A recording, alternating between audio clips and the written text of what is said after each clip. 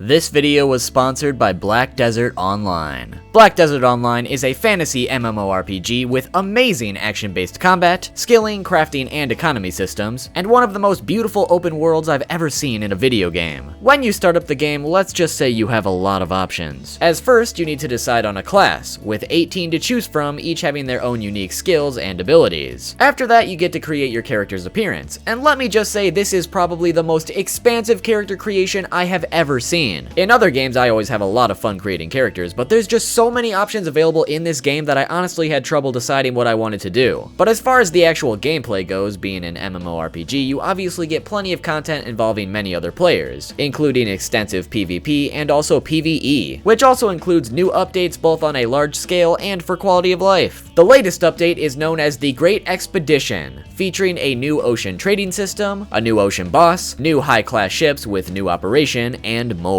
All in all, I had a ton of fun playing it, and now you can too. Be sure to follow that link in the description to get a 7-day free trial today, and a special thanks to them for making this video possible.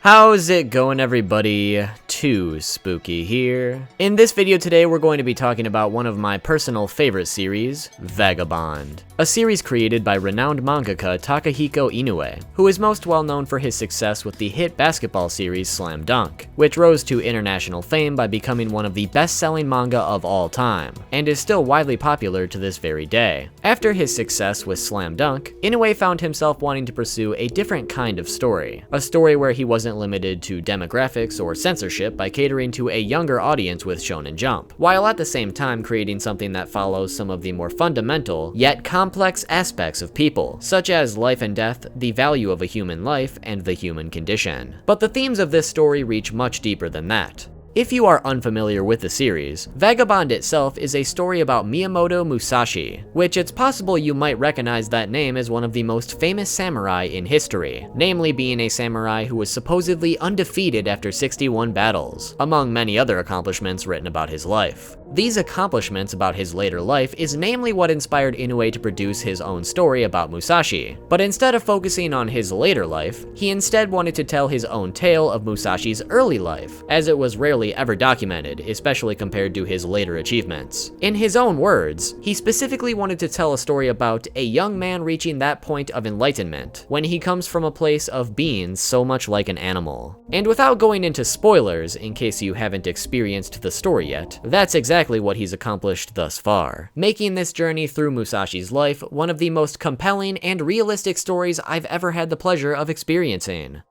At the same time, the story doesn't focus exclusively on Musashi, and instead follows a plethora of different characters, the most notable being Musashi's childhood friends Otsu and Matahachi, and also setting up a second protagonist, being Sasaki Kojiro, who was Musashi's rival in real life. In this fictional depiction of Kojiro, Inoue decided to make him deaf and mute, illustrating the hardships through life with a disability, while also demonstrating how his other senses are heightened to the point where he became unrivaled with the sword. When it comes to the real-life counterparts of Musashi and Kojiro, their tale together ended with a duel between the two, where Kojiro was defeated and therefore killed by Musashi's hand. And as Vagabond officially entered what is supposed to be its final arc, it was evident throughout the story that the two of them would eventually fall victim to this fated duel, and that event was finally about to come to fruition.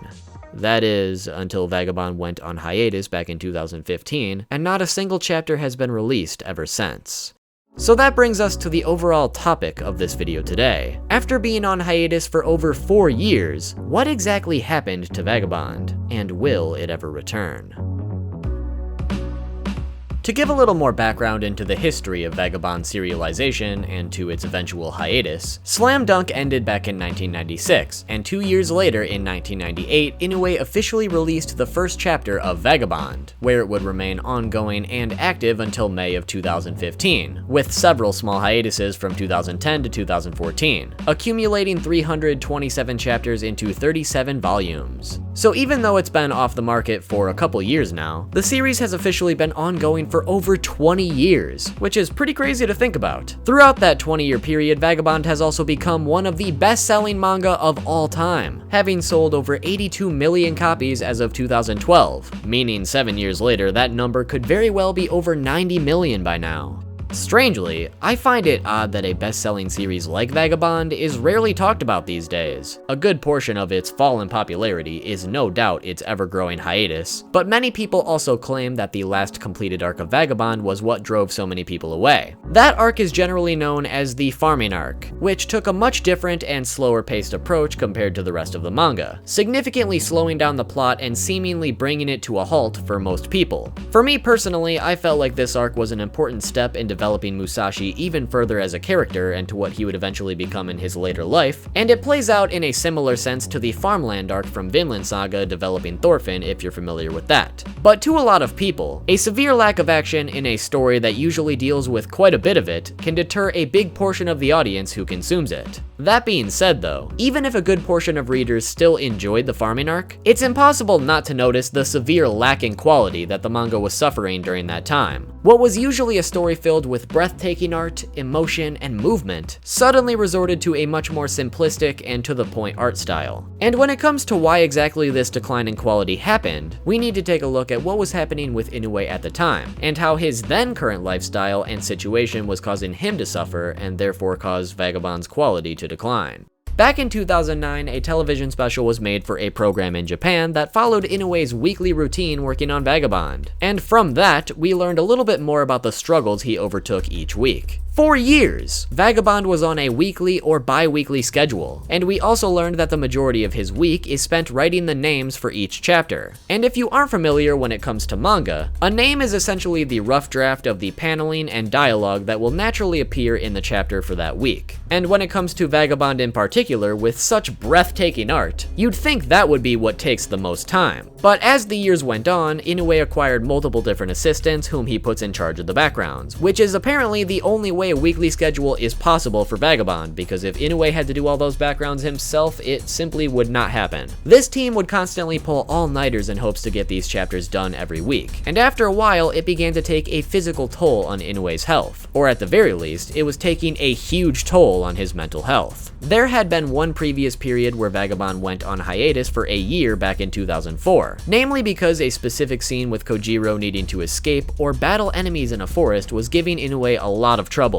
in terms of what he wanted Kojiro to do in that situation, or rather he was having trouble figuring out what Kojiro needed to do or what he was thinking during that situation. And after constant mental blocks with that sequence, he had to put it aside. Vagabond would then resume in 2005, but the struggles of creating this manga would only continue within the years to come. Eventually in 2010, shortly after the television special aired, Vagabond went on hiatus until 2012. The reason for this was due to Inoue's health, but after a doctor's checkup, they found nothing wrong with him physically. So instead, he came to the conclusion that Vagabond must have been mentally killing him. So he decided to go on hiatus. Once he eventually came back from hiatus in 2012, the next few years would see Vagabond go through that decline in quality like we mentioned earlier, and only keep declining until the series went on its indefinite hiatus in May of 2015. However, there was also a one-year period from early 2014 to early 2015 where Inoue went on hiatus once again, supposedly for research purposes. Another important factor that ties all of this together would be Inoue's other ongoing manga series, Real, which I've failed to mention thus far, but it is without a doubt another factor in this wild sequence of events. Inoue started Real all the way back in 1999, only 1 year after Vagabond began its serialization. So although these two manga weren't always simultaneously running side by side or anything, there was a good portion of time where Inoue was working on both Vagabond and Real at the same time. Real also experienced numerous hiatuses throughout its run, and much like Vagabond, it officially went on indefinite hiatus back in 2014, and remained in hiatus until August of this year. So with that in mind, ever since Vagabond went on hiatus back in 2015, Inoue was essentially taking an extended break from manga completely, as he wasn't working on Real or Vagabond, or any other side projects for that matter. Instead, he was focusing on his life, his health, and his love for basketball, as he became an ambassador for different basketball teams during that time, also refusing to provide any updates on Vagabond or Real for that matter. And understandably so, as I can't even imagine how much effort and willpower it took to not only make one masterpiece of a manga, but also have a second series running at the same time. time. It's no surprise Inoue eventually reached his breaking point with manga in general and needed some time to recuperate. And thus, we remained in the dark about whether either of these series would ever return. That is until August of this year, when Reel finally resumed its serialization, meaning Inoue was finally back at it again after years of absence. But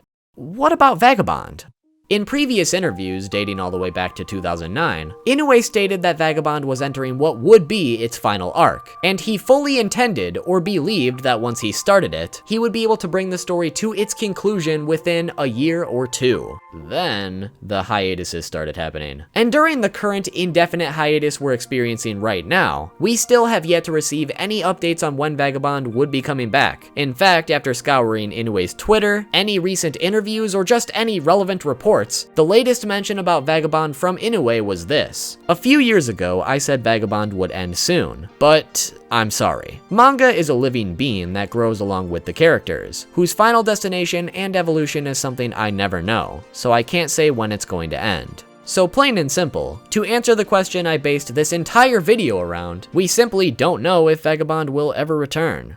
But based on everything I've researched and learned about Inoue in the process of making this video, Inoue has stated in interviews that he is not a quitter. And with Vagabond in particular, he's thought about quitting multiple times before. However, he intends to see this project through to the very end. It's fairly obvious that Inoue became very overwhelmed, exhausted, and mentally unwell while slaving out this manga week after week. A nice long break was crucial for him to ever eventually pick this series back up again. And for a time, it looked like Inoue might officially be done with manga, period, as both Vagabond and Reel were left in the dust with no updates whatsoever. And it's not like Inoue would ever have to work a day in his life again after having not one, but two multi-million-dollar series under his belt. So if he really wanted to quit, he could just up and do it without a second thought, and I don't think anyone would really blame him for doing that. However, with Reel officially coming out of hiatus just a few months ago, I believe it's only a matter of time before Inoue will give Vagabond another shot. And if what he said about finishing the manga in 1 or 2 years is true, once he finally picks it back up, it looks like we'd be on a straight track to its much awaited conclusion.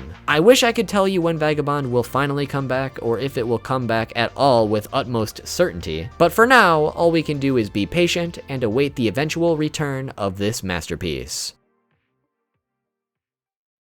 Thank you so much for checking out this video today. If you haven't read Vagabond yet, I highly suggest you do so. Don't let the idea of this hiatus or the series being incomplete dissuade you from checking out this masterpiece. And once again, be sure to check out the link in the description to get a 7-day free trial to Black Desert Online. Thanks again, be sure to subscribe for more videos like this one, and I will see you all soon with a new video.